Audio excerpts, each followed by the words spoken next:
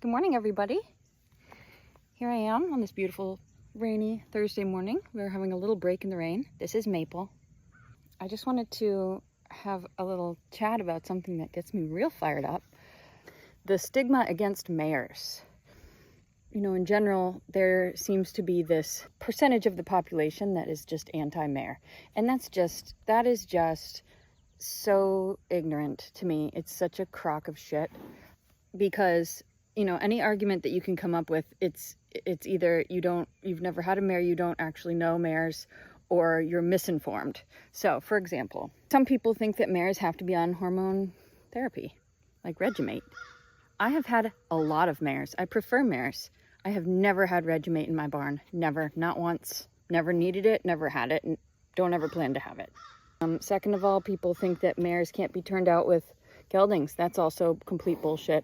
I turn mares and geldings out together. I think mares are actually much easier to turn out with other horses in a group. They establish their pecking order very quickly, and then there's no drama.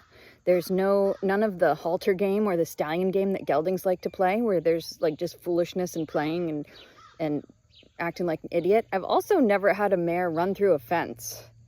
Just saying. I've had 3 geldings run through a fence.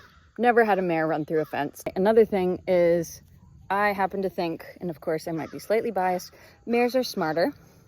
They learn things more quickly. And of course, this is a generalization. There are, of course, exceptions to every rule. In my opinion, based on the horses that I've had, which have been a lot, I have found that mares just tend to learn things more quickly. They tend to be more willing. They tend to be more professional and less silly. And have a better work ethic. This horse is an extreme example of that. She's wickedly smart. She wants so badly to please. Of course, she's looking really sullen right now. She came off the track in 2021 as a very unsuccessful racehorse, and then went on to be an unsuccessful broodmare, sat in a field for a few years, and then I got her in February, sold her to my student Becca, so she got to stay in my barn. And now her and Becca are storming around starter level horse trials, jumping around 2-6, getting ready to move up to beginner novice. This horse is a cross-country boss. She's such a quick learner, and she just loves the job. It's like 5 months, you know, from horse that literally came out of the pasture doing nothing for 2 years to getting ready to go beginner novice. So, yeah, that just gives you an idea of how quickly you can move along when you have a willing participant that is smart and eager to learn and eager to please. Now, y'all, that said, I might be accused of being a hypocrite here because my current personal horse, Jet, as you all know, is a gelding, and he is the goofiest, biggest doofus on the planet. So you might ask me, Adriana, why, if you like mares so much, did you decide to keep the gelding as your own personal horse? He annoys me a lot. Honestly, his goofy, foolish behavior annoys me a lot.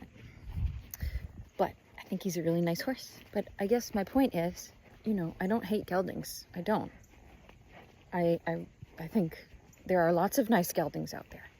I just think that people who are mare haters, that have all these like preconceived notions about mares, I think it's just a bunch of bullshit and they're misinformed. Okay, one more thing. I clearly have a lot to say on the subject. Do any of you have a husband or a boyfriend, male partner, that is a big whiny baby when he's injured or hurt or sick?